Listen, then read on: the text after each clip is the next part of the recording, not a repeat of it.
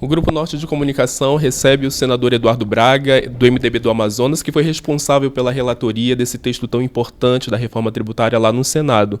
Senador, primeiramente, muito obrigado por conversar conosco. Eu queria saber, assim, senador, que depois da sua relatoria no Senado Federal, os trabalhos não pararam, né? Porque houve diálogos de sua parte. Eu queria saber como foi a sua movimentação nesse período para manter realmente a Zona Franca competitiva.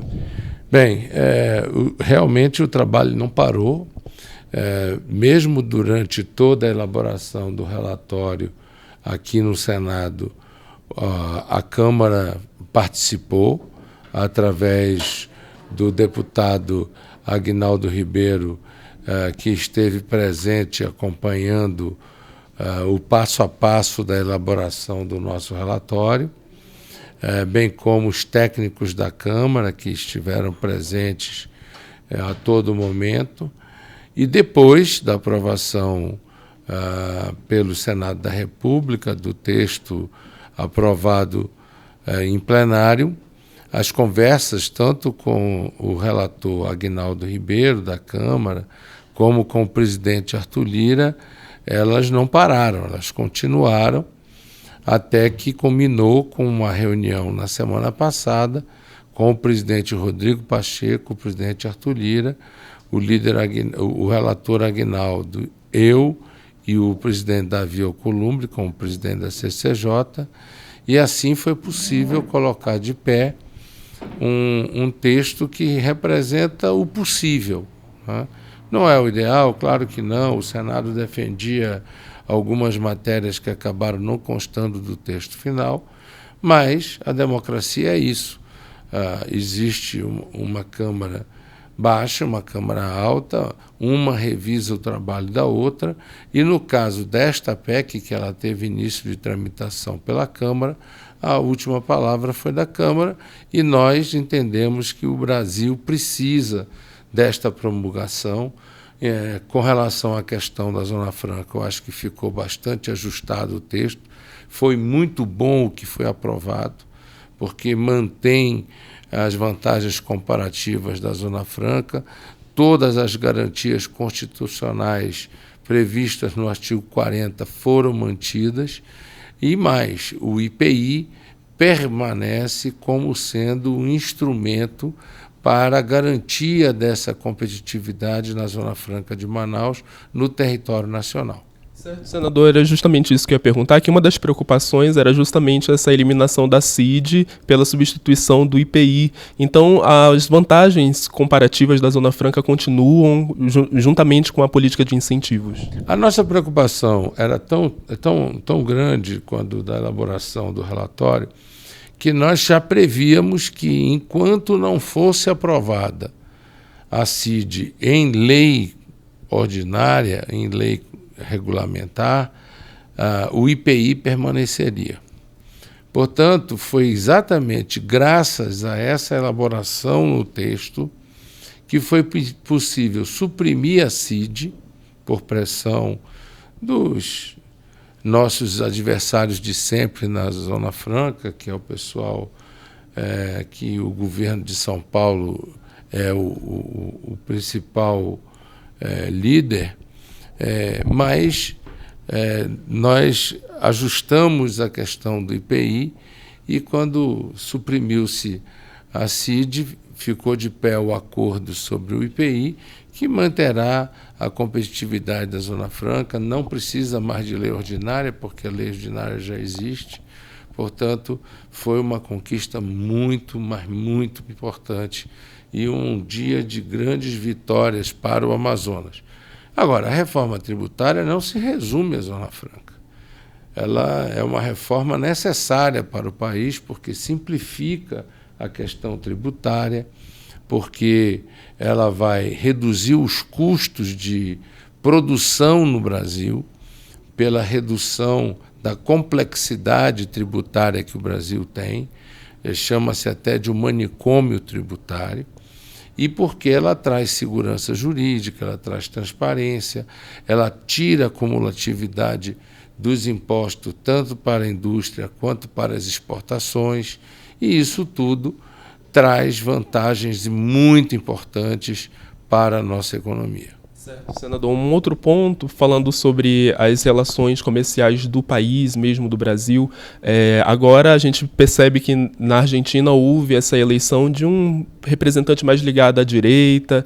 E assim, como o senhor avalia justamente essa relação comercial do nosso país com a Argentina, né, os impactos econômicos que inclusive a região norte pode, porventura, sofrer, tendo em vista que a Zona Franca exporta produtos para a Argentina? Eu acho que a agenda econômica ela é muito pouco afetada, principalmente numa agenda bilateral, por questões ideológicas. Ela é afetada por razões pragmáticas do interesse econômico financeiro dos dois países, dos dois lados empresariais, e é isso que vai predominar na relação Brasil-Argentina.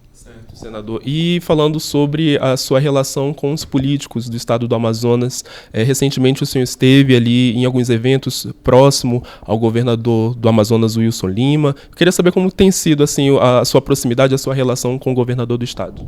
Institucional.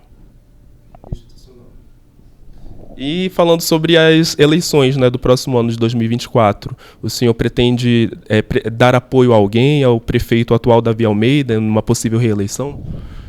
Nós estamos trabalhando em parceria com o prefeito Davi Almeida, mas ainda não sentamos com relação às alianças, olhando para a eleição de 2024. O nosso desejo é que nós possamos sentar, conversar sobre essas questões. Por quê? Porque nós temos posições muito claras a nível nacional e até mesmo a nível local. Eu formei palanque no Amazonas para que o Brasil pudesse voltar a ter um regime comprometido com a democracia e um regime comprometido com o modelo da Zona Franca. Veja, nós não teríamos conseguido uma vitória dessa envergadura se não fosse o apoio decisivo do presidente Lula. É preciso dizer isso. Houve um trabalho intenso da bancada? Houve. É uma emenda constitucional que depende de promulgação do Congresso? É verdade. Mas o Ministério da Fazenda, o presidente da República sempre foram nossos aliados ao longo dessa caminhada, não é? E com isso nos ajudou muito a chegar ao cabo. Agora, amanhã será a promulgação da PEC, com uma conquista importantíssima para o povo amazonense. Nós podemos dizer que agora manteremos na reforma tributária as competitividades dos nossos produtos, a atração para que novas indústrias possam se deslocar para o polo industrial de Manaus, garantindo mais investimento, mais emprego, mais renda, fazendo com que a Zona Franca e o Amazonas possa olhar para o futuro com um olhar de esperança de dias melhores. Certo, senador. E falando sobre o governo federal em si, no primeiro semestre o governo Lula teve um pouco de dificuldade de passar algumas medidas provisórias importantes, mas agora no segundo semestre houveram as aprovações necessárias, né, como a reforma tributária, arcabouço fiscal. Como que o senhor avalia esse primeiro ano de mandato do presidente Lula? Diante das circunstâncias, eu acho que foi muito bem. Um governo que, antes de assumir, teve que aprovar uma PEC da transição para poder salvar o país de uma situação muito crítica de investimentos na saúde, na educação, na infraestrutura. Veja, nossas estradas, a BR-174 praticamente intransitável, né? A 319, as pontes destruídas, a BR intransitável, veio a estiagem. Se nós não tivéssemos conseguido restabelecer a trafegabilidade e as condições da BR-319, boa parte da logística do abastecimento da cidade de Manaus teria sido dramático, né?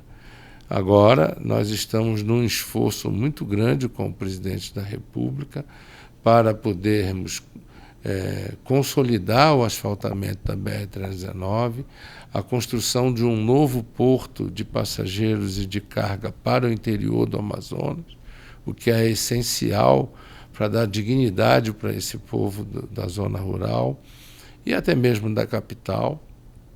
que hoje embarcam em situações desumanas para o interior. Quando chega um doente ou sai um doente de Manaus, é muito complicado, porque não tem uma estação de passageiros confortável para desembarque e embarque dos passageiros para o interior, pela principal via de escoamento, que é a fluvial. A questão importantíssima que eu reputo do Minha Casa Minha Vida, que está sendo retomado no Amazonas e na cidade de Manaus, o sonho da casa própria é muito importante. Enfim, as políticas sociais que estão avançando para tirar o povo da linha de pobreza mais uma vez no país. Ou seja, o Brasil volta a ter um projeto, volta a ter uma perspectiva de poder ter um ano de 2024 muito melhor até do que o de 2023, que foi um ano de transição. Um ano de transição entre a terra arrasada de pós-pandemia do governo Bolsonaro para uma perspectiva de um governo com compromissos de investimento público e privado que haverão de tracionar de forma sustentável a economia, a geração de emprego, renda e a multiplicação da esperança no nosso país. Para a gente encerrar, senador, o senhor é uma figura importante lá para o estado do Amazonas e é uma coisa que a população, todos nós queremos saber também, se o senhor também está aberto a receber convites de lançar uma candidatura para a prefeitura. A questão, eu vejo que você está já muito preocupado com a agenda municipal e nós estamos acabando de sair de talvez um dos trabalhos mais importantes da vida dos brasileiros, que foi essa reforma tributária, que amanhã será promulgada. Nós ainda estamos fechando o ano com MP 1185 e uma série de outras medidas que dizem respeito ao cotidiano do povo, para que o Brasil continue com a inflação caindo, com a taxa de juros caindo, com o aumento de emprego, crescimento do PIB, para que a vida possa melhorar para todos, é preciso que a gente coloque a agenda de reformas e, entre agendas de reformas, esteja presente a reforma política, a reforma administrativa. Estamos virando a página da reforma tributária sobre consumo, ainda virá a reforma sobre renda, e isso tudo fará a vida das pessoas melhorar. E quanto melhor estiver a vida das pessoas, mais fácil ficará e mais claro ficará para as pessoas poderem escolher a opção correta do ponto de vista eleitoral. Por isso é que nós queremos trabalhar muito para dar ao povo de Manaus essa opção com clareza, que o povo possa, com clareza, votar na opção que seja comprometida com o trabalho da cidade de Manaus. Muito obrigado, senador, por conversar com a gente. Você aí que acompanha as nossas redes sociais, as redes sociais do Portal Norte, continue acompanhando a programação do Grupo Norte de Comunicação e nos siga em todos os nossos canais. Até a próxima.